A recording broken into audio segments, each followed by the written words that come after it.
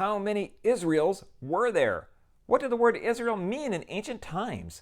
Was it a geographical area, a people group, or an idea?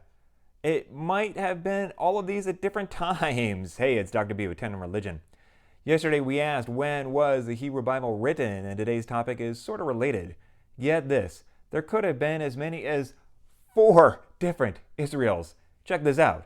Israel number 1. The first written appearance of the word is not from the Hebrew Bible, but in an inscription known as the Merneptah Stela in the early 1200s BCE. Merneptah was an Egyptian pharaoh who was the son of Ramses II.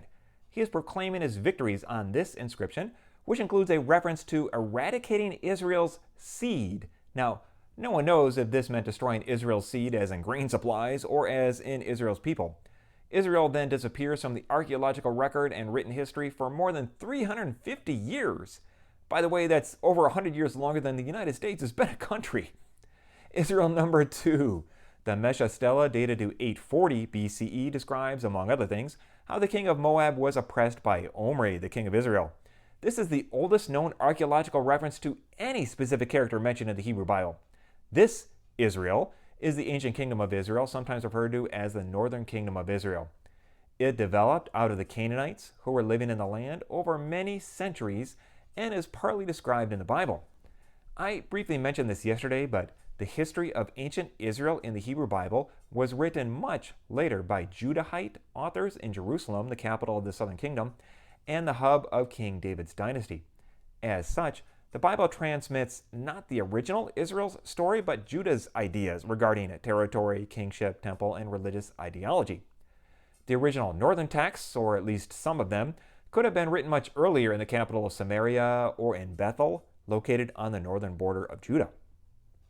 Both written texts and oral traditions were probably brought to Judah by Israelite refugees after the defeat of Israel by the Assyrians in 720 or so BCE.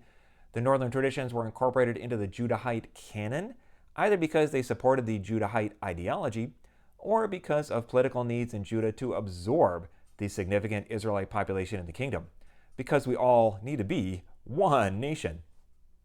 Israel number 3. In the 700s, the superpower in the area, Assyria, changed its policies from remote influence to conquest and annexation. The capital of Samaria was captured by Assyria between 722 and 720 BCE. Groups of its ruling class were deported to Mesopotamia in Assyria, and foreign groups from Assyria were settled by the Assyrian leaders in the territories of the former kingdom of Israel. The northern kingdom then disappeared forever. Israel seemingly ceased to exist.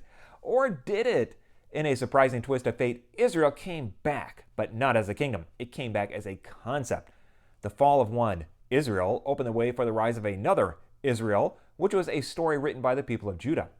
The story was composed of 12 tribes and described as encompassing the territory ruled by both of the two Hebrew kingdoms, Israel and Judah, although this never really happened in the way the narrative describes it. The emergence of biblical Israel as a concept was the result of the fall of the historical kingdom of Israel. This Israel was conquered by the Babylonians in 587, 586, and taken into exile. And now Israel number 4. The concept of Israel that developed in the culture of Judah continued on during the Babylonian exile.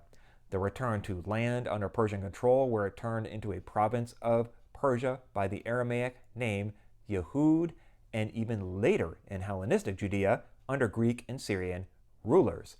During all of this time, there were still people living up in the north. These were descendants of people living in the original kingdom of Israel, along with people deported from the east. This means that while the concept of Israel was being developed and written about in the south, there was simultaneously a competing real Israel, which is a geographical contemporary people group. They became known later as the Samaritans, with their temple on Mount Gerizim in the north. Not only did they continue to thrive for centuries, they even exist today in the 21st century. Yeah, I know, who knew? Hey, this was just a quick intro into the question of how many Israels were there, and there's a lot more going on here.